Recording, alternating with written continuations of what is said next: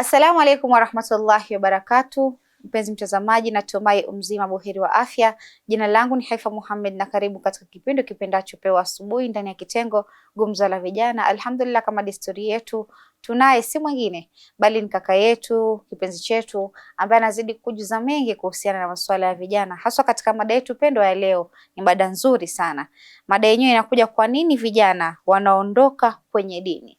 Sasa hii tumeangalia ni trending. Watu wengi ama wanawake utakuta wakisema, vijana wa kike utakuta wanasema kwamba my dress my choice, ama mtu atakwambia nitakapovaa ni mimi. Sasa hivi mtu atakwambia mimi kama sijui dini naacha dini. Sawa, wengi tumeona kutoka katika dini, wengi tumeona tunaingia katika mahusiano ya kusema kwamba mimi nimependana na mtoto wa kiume ambaye ni wa Kristo ama wa dini nyingine, unasema ya kwamba nabadilisha dini kwa sababu yake. Ni mambo yapi ambayo sisi yanatufanya sisi tutoke katika dini? Basi insha Allah Luqman atatujuza mengi sisi vijana kufahamu swala hilo. Na bismillahirrahmanirrahim. Assalamu alaykum warahmatullahi wabarakatuh. Wa alaykum salam warahmatullahi wabarakatuh. Karibu sana Luqman. Shukran. Alhamdulillah, ni muhimu kuwa na wewe zaidi tena ndani ya studio zetu. Nafurahia tunapotaka kufahamu mengi ama kumjuza kijana mambo mengi ambayo yanafaa kumsaidia yeye kimaisha, haswa katika maisha yake. Na ni mengi ambayo tunajua sasa hivi vijana wanapitia. Mojawapo, vijana wengi sasa hivi wanatoka katika dini. Naam. Na ni kitu cha kusikitisha sana. Ni huzuni. Wakati wao ndo wanapaswa kuwa watu wa mbele kuhakikisha kwamba dini inasimama na inachukua mkondo wake, wanawafunza watoto kuwa katika wema, kuwa katika mstari wa mbele katika dini. Lakini tunavyoona trend inayoendelea sasa hivi, watu wengi wanatoka katika dini. Ndio, wengine wanaingia katika dini kutoka dini zingine, lakini ukiangalia kuna wengine wanatoka kila kukicha, ama maadili yanazidi kupotea. Hii unaona ni kwa sababu gani? Bismillah. Bismillahirrahmanirrahim. Kwanza kabisa ifahamike kwamba vijana ni kiungo muhimu sana katika jamii. Na ukiangalia daula zote katika ulimwengu, kuanzia kipindi cha Bwana Mtume alayhi salatu wasalam wa ala alihi tayyibin at-tahirin, walikuwa kila sehemu na kila daula ambayo kwamba inataka kusimama na kuwa na nguvu, lazima ilikuwa inaandaa vijana.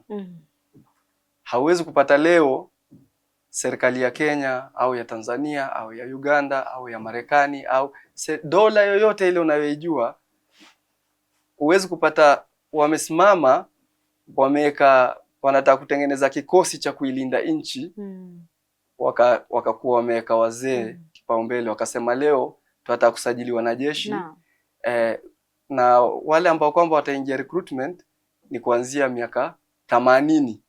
Chini ya 80 hatutaki. Ile nchi itaanguka, kwa sababu hata ikichokozwa na nchi jirani, kwa sababu leo si kitu, si kama zamani. Leo kuna nchi tu inaweza amka asubuhi ikaamua kukomando wale wengine, kupora mali ya nchi zingine, kukatoka vita.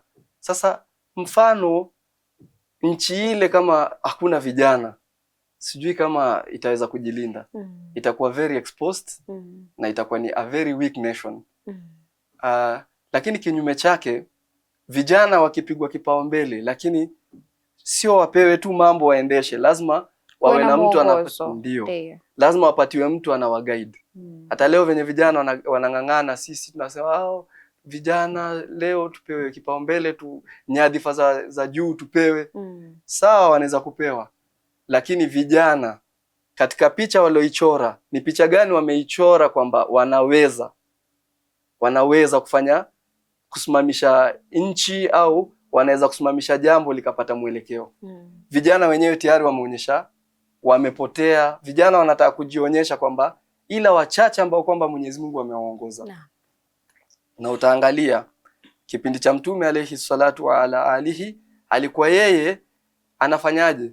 Yeye akienda jihadi, lazima vijana wanakaa mbele, wanapigwa kipaumbele. Na wale vijana ambao kwamba alikuwa familia ambao kwamba wanataka kwenda jihadi, kwenda kumsaidia Mtume kuinusuru dini na kutetea haki, ikikuwa nyumbani kuna mzee hajiwezi, nani alikuwa anaachwa? Sio wazee wenzao wanawaangalia, hapana. Unapata kuna kijana aliambiwa rudi nyumbani ukashughulikia wazazi wako. Kumaanisha both sides, home and away, kijana anahitajika. Na kijana akipoteza mwelekeo, inakuwa ni jamii nzima imepata hasara inakuwa imepoteza. Sasa leo kwa nini imekuwa kila kona unapita vijana wanalaumiwa, kila kona unaenda vijana ndio kashfa karibu zote ni kijana. Leo kukiibiwa duka hapa hawezi kusikia first suspect ni mzee makamu, utapata first suspect mwenye pengine hata ni innocent, lakini bora ni kijana anakuja, kama hajakaa kiheshima amejiweka kijana lazima askari wataanza na yeye. Ndio. Hata kama kai eneo lile, lakini atakuwa vijana tu ndio watawekwa yeye ndio first suspect. Ni kwa sababu vijana wa leo wamechukua picha ya uhuni, wakajivisha uhuni ndio ujana. Mtihani mkubwa. Kinyume na zamani, kijana ambaye kwamba anajulikana ndio rijal ni ule kijana alikuwa ametulia. Kama tukiangalia mfano Imam Ali alayhi salatu wasalam, Allahumma salli ala Muhammad wa ali Muhammad. Imam Ali alikuwa ni mpole, lakini upole haumaanishi na yeye ati upole wako utazima ushujaa wako. Hapana. Vijana ndio yani kipaumbele kwa kila jambo, lakini wanatakiwa wawe watulivu. Imam Ali alikuwa ni mpole sana. Sidhani kama kipindi hicho kulikuwa na mtu anaweza kupata sifa kama Imam Ali, na vitabu vimenukuu vinaonyesha. Imam Ali alikuwa ni mpole, licha ya hayo lakini kukitokea ni kutetea haki alikuwa ndio mkali wa wakali wao. Ilikuwa ile ndio kama ni kiwanja yake. Ni kama kaumbiwa hilo. Waona? Pamoja na huo ushujaa wote, lakini Imam Ali alikuwa ni mtaratibu. Ukisikiza semi zake utaona jinsi gani Imam Ali amesisitiza watu kunyamaza na kupunguza kuongea kama hakuna haja ya kuongea. Lakini leo vijana wa leo wametoka katika dini kwa sababu yani imekuwa ni kama ni fashion mtu kuwa katika uchafu. Kama kuna kipindi kilichopita kwa tumezungumza tukasema zinaa, peer pressure. Wengine wanapamba, wanafanya nini? Inakaa kama ni kitu kizuri. Sasa kule kupambiwa vijana nao tunaambiwa ni kama nusu ya wenda wazimu. Inakuwa kijana anakuwa ni kama ni nusu ya mwenda wazimu. Akili yake haifikirii, isipokuwa wale wenye ambao wameamua, Mwenyezi Mungu amewaongoza na wameamua kukaa katika mstari. Ila vijana ile ubarobaro wao huwa mara mingi ni kama nusu ya wenda wazimu. Sasa kijana akaletewa kitu fulani, pengine dini nasema wewe ujistiri, natakiwa ujistiri. Lakini utapata vijana sio wa kike peke yake, hata wa kiume analetewa vazi tu, bora ni mpya, ndio unaambiwa ni kama ujana ni kama nusu ya wenda wazimu. Kijana ataona jinsi imekuja mpya, raruraru. Wenyewe ata ragged. Wengine sasa anaongeza ndio ujue ni nusu, jana ni nusu ya wenda wazimu. Ikararuliwa kidogo hapa, akainunua na yake ongeza design, akasema sasa ndio iwe unique. Leo kuna mtu nimeona kabisa amepasua nyuma, tako liko nje na ni kijana wa kiume tena. Ile ni ukimuuliza kwambia rugged bwana, in rugged jeans bwana. Makalio yote kwa nje. Ukiangalia watoto wa kike, Mwenyezi Mungu akiambiwa ajifunike, yeye anatoka kwa dini kwa sababu ya kutaka kuonekana yani yeye ni kijana yani. Anataka kudhihirisha ule ujana wake.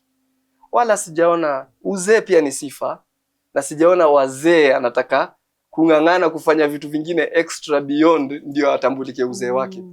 Wakati uzee ni sifa pia.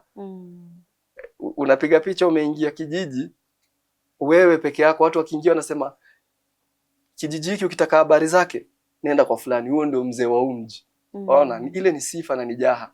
Na ni haiba pia kukua wewe ni mzee. Ndio maana neno shekhe likatumika. Ukiona mtu anatoa mawaidha unasikia wanasema ule ni shekhe, yani bi maana ni mzee katika elimu. Sawa? Lakini huwezi kupata mtu anafanya vitu viko nje ya sheria ya Mwenyezi Mungu kwa ajili ya kufanya nini? Kuonyesha uzee wake. Sasa kinyume, vijana wanafanya vitu viko nje ili aonyeshe ujana wake. Na hapo ndo kosa linatokea. Ndio kiangalia wanakuambia ujana ni moshi, ukienda haurudi. Utaangalia upande wa wazee, mwanamke yote ambaye amefika makamo ama ni mzee, utamwona akivaa nguo fupi. Utamuona. Kwa sababu gani? Uzee tayari nyama zako zishakaa vile zinataka. Sasa nani ataona uzuri huo? Lakini pia ujana mtu anakuangalia na kuona shababi, Hakuna haja mtu akikuona hivi anajua wewe ni shababu, kijana.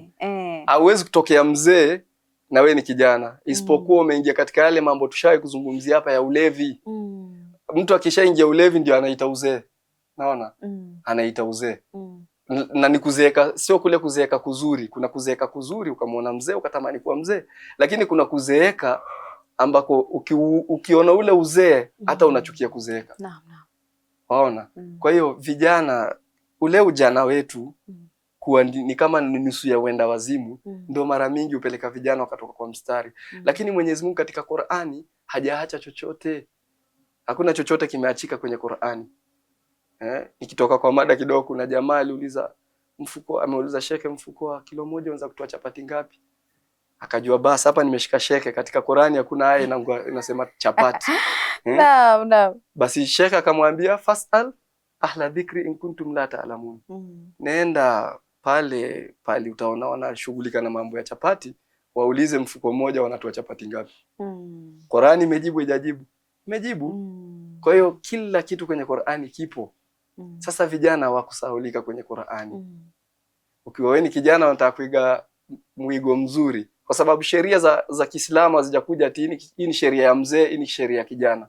Hii ni sheria ya mwanamke. Zipo zingine ni mahsusi kwa ajili ya wanawake, lakini sheria imekuja kwa jumla. Utapata kuna zile sheria ni za jumla, inazungumza ikikataza kitu imekataza mwanamume, na ukienda kwa wanawake unapata imekatazwa. Ndio maana utakuta kila kuna sehemu daraja ya mwanamke na mwanamume iko sawa. Hasa katika swala. Mbele ya Mwenyezi Mungu haangaliwi tajiri, haangaliwi maskini. Naam. Haangaliwi kijana, haangaliwi mvulana, haangaliwi mtoto wa kike. Na unapokuja pale mbele kumwabudu Mola wako, nyinyi mnakuja pale mbele kujidhoofisha, kunyenyekea kwa Mola wenu. Na inategemea sawa utanyenyekea vipi. Lakini swala yako na swala ya huyu ni the same. Tofauti ni wewe yako imekuwa na khushu kiasi gani. Sasa unapata Mwenyezi Mungu kuna aya katika Qur'ani alizungumzia vijana. Na ukiangalia Qur'ani mara mingi inafundisha watu kupitia nini?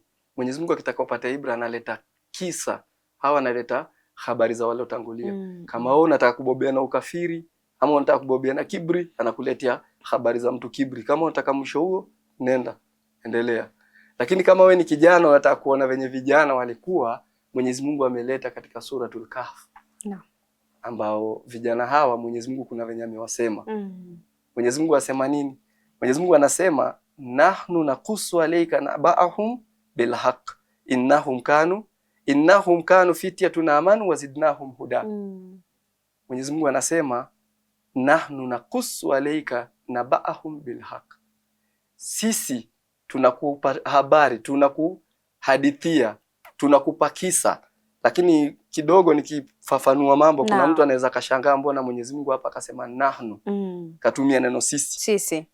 Katika balagha ya lugha kuna kitu kinaitwa majaz. Ile ni fani. Katika lugha kuna fani na inajulikana kwa jina majaz.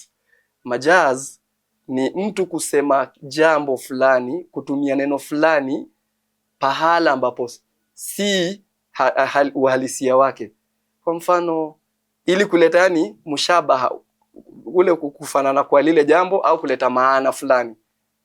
Kwa mfano kuna leo vijana anaweza kuingia katikati mahali, ukisikia wakasema una jiko, huwa waulizi kama umenunua jiko ya kupika maharagwe au kupika chapati. Hapana, ile ni lugha ya majaz.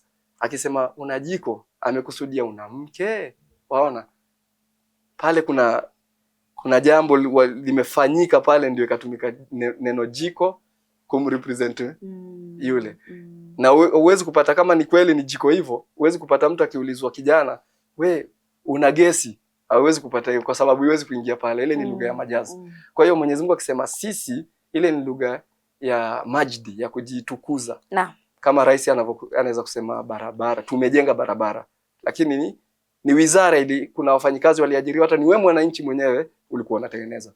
Kwa hiyo Mwenyezi Mungu asema sisi nakusu alayka naba'ahum bilhaq, tunakupa kisa cha hao vijana kwa haki. Mwenyezi Mungu asema ni haki kabisa imetokea. si jambo la kuchonga chonga ili, maana leo hata hadithi zinatumika kwa mimbari zingine inachongwa chongwa tu kwa ajili ya burudani, lakini hapa Mwenyezi Mungu anasema ni kwa haki, ni maneno ya haki. Amehakikisha kwamba ni maneno ya haki, kisa ambacho kwamba amemhadithia mtume, anasema innahum kanu fityatun amanu innahum fityatun amanu wazidnahum huda. Hawa walikuwa vijana ambao kwamba, fitya ni kijana ambao kwamba, fityatun ni wingi wa neno fata, kijana, yani kijana mwenye bado ni shab, yani kijana mwenye bado ana nguvu, ni kijana ambayo yuko top bado kijana yani barobaro, wale wenye wako top sasa, wako prime yao ya ujana. Sawa. Sasa Mwenyezi Mungu anasema hawa vijana walikuwa vijana wale wapango ambao kwamba walitoroka kaumu yao kwenda kwenye pango, wakajificha kwa ajili ya nini? Kujizuia wasije wakaingia katika shirki ya kumshirikisha Mwenyezi Mungu.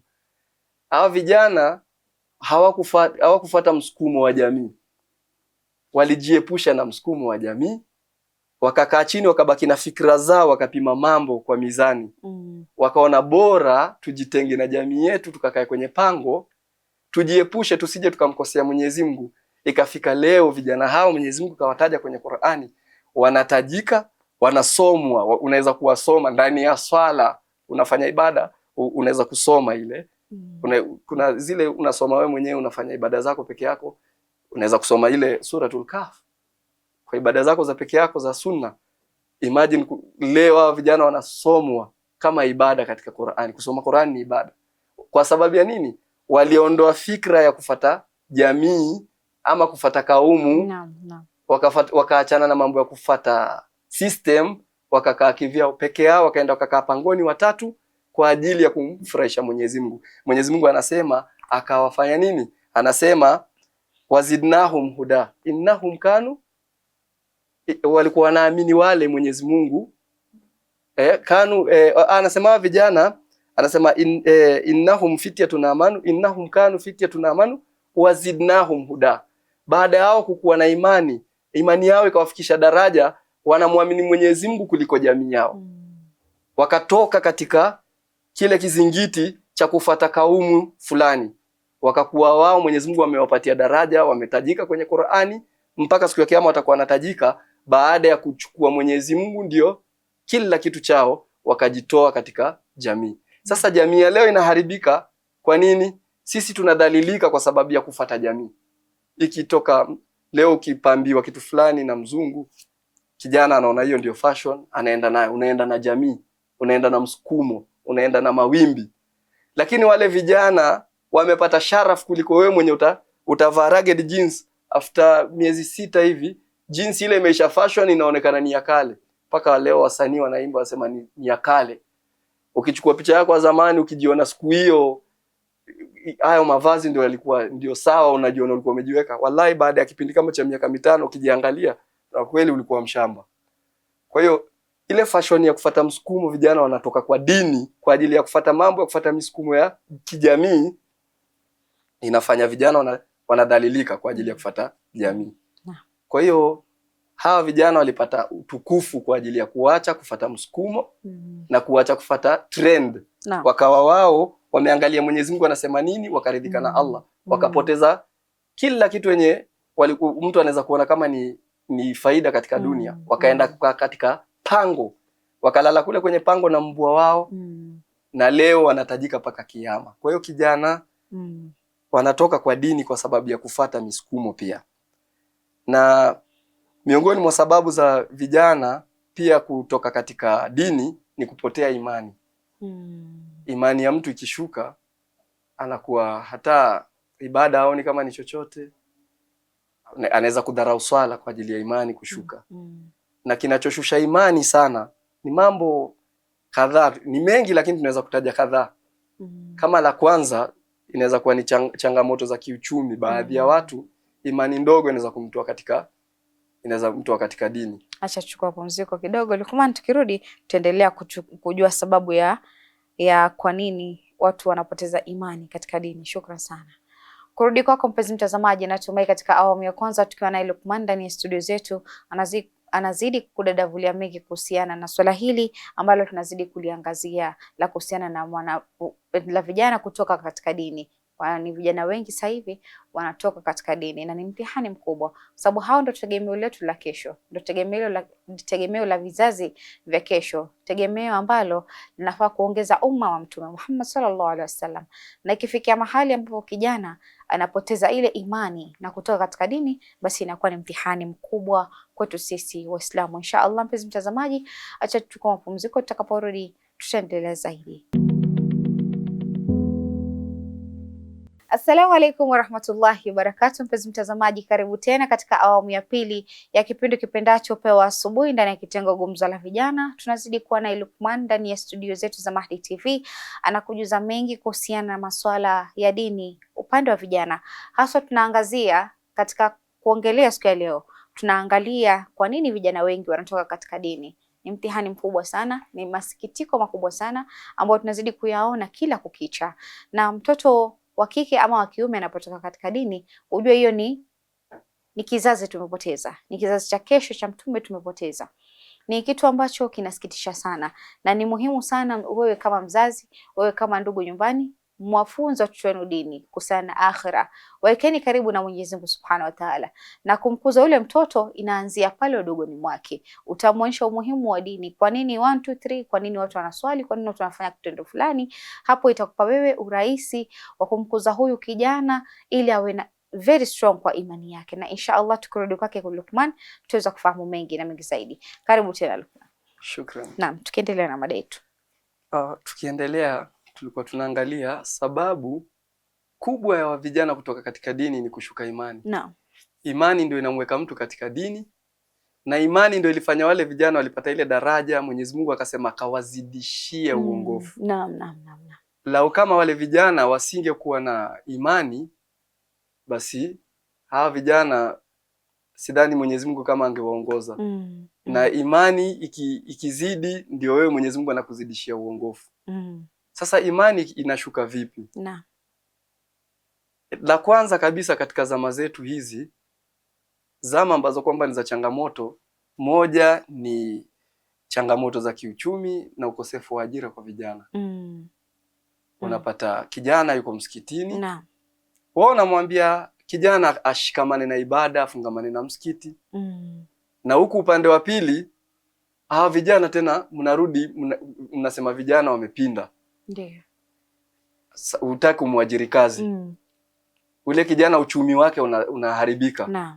Sasa vijana wengi sasa wanageuka, wanakuwa ni kama ile ombaomba hivi, hawana kazi, hawana ajira. Na ndio maana unapata vijana wanaandamana kwa ajili ya kukosa ajira. Mambo mengi yanatokea kwa sababu ya uchumi, changamoto za kiuchumi. Sasa ule kijana akipata changamoto ya kiuchumi, hata kumwambia ukiomba dua fulani Mwenyezi Mungu anakupa, ni kweli. Lakini lazima kuwe na asbab ya kumpatia yule kijana jambo lile lake la kumsukuma kiuchumi. Hasa lile jambo, tuseme mfano asbabu yake ni afanye kazi. Ile kazi leo vijana wanakuwa wamekuwa nyuma kwa sababu ya wanaonekana kama maadili yamepotoka kidogo kwa ajili ya unaweza pata wengi wamechafulia wale wachache. Ndio. Sasa unapata kijana ule kwa miongoni mwa wale wachache wameshika dini, akikaa msikitini anashika tasbih, anavuta tasbih iwezi kuleta unga. Hata ndege wanatoka katika viota wanaenda kutafuta. Ndio. Na wale ndio kweli miongoni mwa wale mutawakilun kabisa. Mwenyezi Mungu akizungumzia mambo ya kutawakal, kumtegemea Mwenyezi Mungu kwa riziki zake, anatumia ndege kama mfano. Lakini ndege akai kwa kiota. Ndege anatoka anaenda kutafuta. Sasa unapata changamoto za kiuchumi, kijana anatoka anahangaika, amerudi hana. Ametoka amehangaika, amerudi hana. Mwisho jioni pengine akipatana na wale wenye watamfanya pia pressure, inakuwa ni rahisi kwake kupotoka. Kwa sababu anaambiwa nini? Wewe ni Muislamu, Waislamu wanasema la ilaha illa Allah, shahada inatosha, wewe utatubia, utarudi kwa Mwenyezi Mungu. Wacha tumpore mtu mmoja simu, hata Allah anaona siku 3 hujapata kitu. Anaweza kuwa na imani yake nzuri, lakini kila siku akipakwa doa huenda imani yake kayumba. Inakuwa ni rahisi sana kwa mitihani kama hiyo vijana kutoka katika mstari. Leo dada akaambiwa, akaona uchumi wake ni mbaya, kesho anaonyeshwa na dada mwenzake huko anakuja na hela, anavaa vitu vya expensive, marashi expensive, yote hii kwa sababu pengine anafanya jambo si zuri. Anabakia kujiuliza mbona mimi? Mbona mimi? Dua zote hizi, sala 5 hizi. Ramadhani yote nimepiga zote 30. Kuna mtu alisema ya kwamba huenda uko hapo kidhani Mwenyezi Mungu hajakujibia dua yako. Naam. Lakini Mungu amekujibia dua yako. Kweli. Na huenda kuna watu wamejibiwa dua zao mapema, lakini kuna mwingine Allah anapenda kusikia tu sauti yako.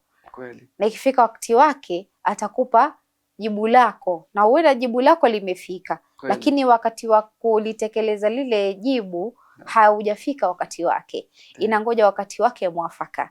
Sasa ni kule kuielewa qadar ya Mwenyezi Mungu kunahitaji subra. Na ni vijana wengi siku hizi hatuna subra. Ni kweli. Ile kwamba imani inapotea haraka. Kama kitu changu hakijatimia, labda umekuwa ukihustle katika maisha, unaona mambo haendi hivi na hivi, unakuta mtu anasema walau kwa nini niko katika dunia? Kwa sababu dhiki zile za dunia zinamfanya mpaka anakuwa mbali na Mola wake. Hakuna anaitamani kuwa mbali na Mwenyezi Mungu Subhanahu wa Ta'ala. Kila mtu anataka kuwa na ule ukaribu na Mwenyezi Mungu Subhanahu wa Ta'ala. Haisi kwamba mimi Mwenyezi Mungu amenikaribisha. Na hakuna siku Allah atakufungia milango yake. Kweli. Milango yake siku zote iko wazi. Lakini ile ku maintain imani imekuwa ni kitu kizito sana. Sasa na hata ukipata kama Ibilisi utapata yeye kukata kumsujudia Adam, hakukuwa anataka apate adhabu, no. Yeye pengine alikuwa anataka kumsujudia Adam kwa ndio ingie kibri. Yeye alikuwa anafanya nini? Anajaribu kuonyesha yeye ni bora ili apate ubora, apate mazuri kutoka kwa Mwenyezi Mungu. Akabaki anamdhalilisha nani? Adam. Na kumdhalilisha Adam ndio kudhalilisha kazi ya nani? Mwenyezi Mungu. Ndio hapo akaingia kwa adhabu. Lakini utapata Iblis alikuwa ni mfanya ibada, lakini ile kumdhalilisha Adam, yeye alikuwa anatafuta sio kutafuta jahannam akachomwe. Alikuwa anatafuta yani utukufu awe apate mazuri zaidi, anaona mimi ni bora. Waona ile kungangania ubora ndio ukamtia kibri, akadhalilisha kazi ya Allah, akapata laana. Kwa hiyo mara mingi utapata hakuna mwenye anataka kupotea, wala hakuna mwenye anachagua upotovu. Hata akijua ni upotovu, wengi utapata ule hata muovu anasema lakini siku moja nitaacha. Isipokuwa ambaye kishapigwa muhuri na Mwenyezi Mungu. Ama hana chembe hata dogo ya conscious. Naam, ya imani katika wanasema ni nafsul mutmainna. Naam. Ni hiyo sio? Naam, ile kutulia. Sasa unapata kijana akishakosa ajira, uchumi umemkalia, inakuwa ni ngumu sana kijana kucope na situation ya uchumi mbaya. Ama kuaccept. Kitu ya kwanza hata ya kupeleka sawa ni kujiaccept. Ule kijana inakuwa ni ngumu yeye kujiaccept katika hali hiyo. Na ndio maana utapata ametoka katika dini kwa sababu hajajikubali kwamba Mwenyezi Mungu ameniandikia. Alafu anatoka anaenda anafanya kwa sababu ya hali za kiuchumi. Lakini utapata hawa ashabul kahf, vijana hao wa pango, wao walikuwa wamejishajitambua. Mwenyezi Mungu chochote atatuandikia, ama kitakachotupata Mwenyezi Mungu ametuandikia. Waona? Ndio maana wakaona uchumi sio kila kitu. Wakatoka kwa ajili ya Mwenyezi Mungu, wakakaa pangoni. Pangoni kuna uchumi mgani? Hakuna. Mpaka ikakuja kwenye Qur'ani walilala pale zaidi ya miaka 300. Walilala pale bila kujijua. Yaani Mwenyezi Mungu akaamua hao watakuwa ishara yangu. Kwa nini? Waliachana na uchumi. Sasa kupata kijana ambaye kwamba anaweza jitenga na ile mambo ya kiuchumi, akakaa pembeni, ni ngumu. Changamoto za imani kushuka ukuja sana na uchumi. Na utapata vita vikubwa vilivyopiganiwa kupiga Uislamu, vita ilikuwa kwanza wanapiga uchumi wa Kiislamu. Wakampatia sanction Abu Talib ambaye kwamba ni amia mtume. Ili wakimfilisisha kiuchumi, wakishakula taabu kiuchumi, watakubali kuitupa ile dini, watarudi. Lakini kumbe uchumi, wewe ukipuuza uchumi ushike ya Mwenyezi Mungu, ndio unapata daraja. Ni kama vile wanakuambia unaweza jiona kwamba uko katika mtihani mkubwa. Naam. Lakini unapomweka Mwenyezi Mungu mbele, Mwenyezi Mungu hakosi kutafutia suluhu. Naam. Wanakuambia ndio unaweza kaa ukitegemea, ya Rabbi, mimi nimelala njaa siku ya leo, sijui riski yangu itatoka wapi, lakini nakuachia wewe unifanyie hili jambo. Alhamdulillah, kuna wengine riski wanapata kwa njia ambayo Mwenyezi Mungu hakuitarajia. Makadirio ya Allah ni makubwa sana. Huenda sisi waja tutahangaika kutafuta, lakini Allah anakuambia mimi nitakupa riski, nitakuprovidea riski. Maadamu umejituma, umefanya kazi na unatafuta, una chumo lako ni la halali.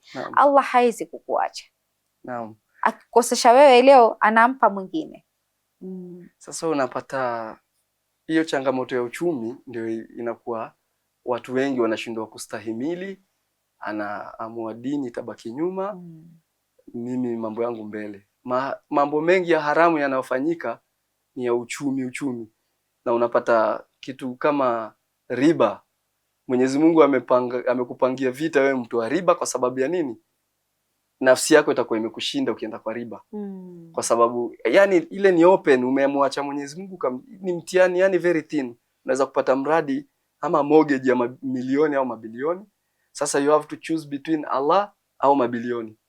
Mtu anaona uchumi ukampeleka akafanya nini? Bora mortgage. Ndio.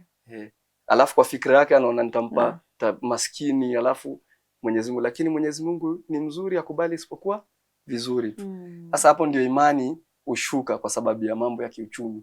Na ndio maana Uislamu ukipigwa vita, ukiangalia nchi za Kiislamu kama Jamhuri ya Kiislamu ya Iran, hiyo Jamhuri ya Kiislamu inataka kuvunjwa, mpaka leo wametamka wanataka regime change. Kwa nini? Wamekuwa wakiwapatia vikwazo vya kiuchumi ili waache nini? Uchumi na imani viko sanjar hivi. Uchumi wako kiumba, basi hapo ndo utajua muumini wa kweli.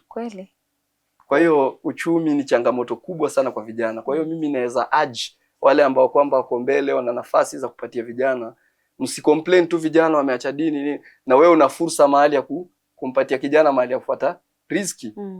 Kama wewe ni tajiri, hizi zaka mnatoa, toa kwa kupatia vijana ambao kwamba wajiwezi. Usicomplain tu siku hizi vijana msikitini, wewe siku yako ya kutoa zaka naenda tafuta kijana.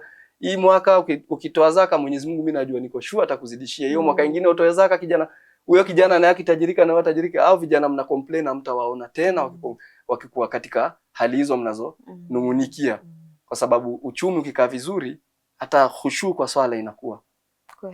Kuna mtu anasali lakini anashindwa nyumbani sasa akiona. Nadhani iko katika akili ya kila binadamu. Hilo jambo halitoki. Maana akili ya binadamu ndio unakuta unataka kuwa na ile khushu katika swala. Lakini unaposimamisha tu swala Allahu Akbar, mambo chungu nzima ndio yanakuja katika akili. Haswa iwe labda una mtihani umekubana, unajikuta unawaza ule mtihani. Hasa unakuta mtu anafanya istighfar sana sana katika swala yake ili mregeshe pale katika ibada na kumwabudu Mwenyezi Mungu Subhanahu wa Ta'ala. Yani sio rahisi. Ni kitu ambacho unasimama ndio uko mbele ya Mola wako, lakini unafikiria sasa hivi wanangu watakula nini? Sasa mimi hii rent nitailipaje? Unakuta kunakuwa na maswali mengi sana. Naam. Kwa hiyo unaona uchumi ndio maana wale wanatoa kwa ajili ya Mwenyezi Mungu kujenga uchumi ya mwenzake, wanapata daraja kubwa. Kweli. Kwa sababu wewe utakuwa umetengeneza pia imani ya mtu, akakuwa anatulia, anaona Uislamu ndio anapenda Uislamu. Jambo lingine ni ushawishi wa teknolojia. Teknolojia leo imeleta ushawishi mkubwa, vijana mpaka kijana wameshawishika, anaweza kuiacha dini kwa ajili ya mambo kidogo tu yalokuja na teknolojia. Kwa mfano, sasa hivi yule msichana ana trend sana, pengine ni video yake amecheza akiwa uchi. Mwingine anaona mbona mimi, pengine Mwenyezi Mungu amekupea mtihani, anaangalia anasema mimi nimefika sasa hivi niko miaka 34, 32, sijaolewa, lakini fulani nimemwona mtandao paka wanamzunguka wanamtafuta. Anakaa anaona mimi nimesubiri sana. Kesho mimi wacha nione kama nitapata mume. Na yeye anavaa nini? Anavua, pengine anaenda anajitoa kidogo kwa teknolojia zao hizo, inasambaa mtandao, anaona pia wameanza kumlike. Na yeye anaona kumbe hii ndio ilikuwa shortcut ya kupata. Kumbe sio njia sawa. Anakuwa katika hali hiyo anakuwa ametoka katika dini. Umeona? Katika hiyo kufuata teknolojia tu, anakuwa yeye teknolojia imeleta sanaa za sasa zimefanya yani watu wanafanya nini? Vijana wengi ndio wanatoka katika dini. Teknolojia si kitu kibaya, lakini unapata kijana pale nyumbani akishika simu, kile anachoangalia katika ile simu yake ima kitamtoa katika dini au kitamwacha katika uhusiano wake yeye na Mwenyezi Mungu. Simu ukiitumia kusoma Qur'ani inakubakisha katika dini. Lakini simu hiyo hiyo pamoja na wewe unaitumia kufanya nini? Unaitumia kusoma mambo ya dini, kufata darasa za mashehe pale, lakini utapata wallahi 100% katika mitandao advertisement lazima wataleta za pornography, watakuletea wallahi huwezi kufungua kitu chochote betting ijakuja. Sijui nini. Sasa pengine mshinikizo kubwa la vijana kutoka katika dini, anakaa pale anaona huyu amepiga milioni 2 betting. Shilingi 10 tu aliweka. Na mimi na hizo dua zote bado. Ama niweke alafu nione kama nikifanya dua itaingia. Katika hiyo kujichanganya kidogo ndio ameingia katika haramu. Kweli. Kwa hiyo shinikizo la teknolojia pia limekuja na uzuri wake, lakini pia sehemu ya pili ya teknolojia ni uvunjaji wa imani. Inavunja imani sana. Allah atuhifadhi, atustiri, atujalie tu waja ambao tutakuwa katika imani zetu, tutathibitisha imani zetu vizuri, kwani sio rahisi, lakini naamini kwa uwezo wa Mwenyezi Mungu. Kama unataka hidayah na unapomwomba Mwenyezi Mungu, hakuna siku atakosa kukuokoa, atakuonyesha njia yenye kheri. Shukran sana. Kurudi kwako mpenzi mtazamaji, natumai katika awamu ya pili tukiwa na Luqman amekujuza mengi kuhusiana na swala zima la kijana kupoteza imani, na tumeangalia mambo tofauti ikiwemo mitandao ya kijamii, pia peer pressure inaweza kufanya pia utoke katika imani yako. Imani yako ni muhimu sana. Unapoweka imani yako kuwa thabit, najua kabisa siku zote imani haziwezi kuwa sawa. Kuna siku itapanda, kuna siku itashuka. Lakini hivyo chonde anakuambia usiache asali hata kama nyuki ameweka pale. Basi jitahidi hakikisha kwamba unajiweka karibu na Mwenyezi Mungu. Hiyo ndio itakupa lengo zaidi ya kuregesha imani yako. Imani yako inaposhuka, jitahidi kuiregesha pole, maana wanakuambia haina haraka. Jitahidi tu pole, utajikuta imani yako inarudi pale ilipokuwa ama hata zaidi yake. Kwa sababu gani? Umezoea kumweka Mungu mbele. Hata unapokosea unamweka Mungu mbele kwa kumwomba radhi na kumwomba tauba. Insha Allah, mpenzi mtazamaji, kufikia hapo sina mengi ya kusema isipokuwa nikwambia maasalam.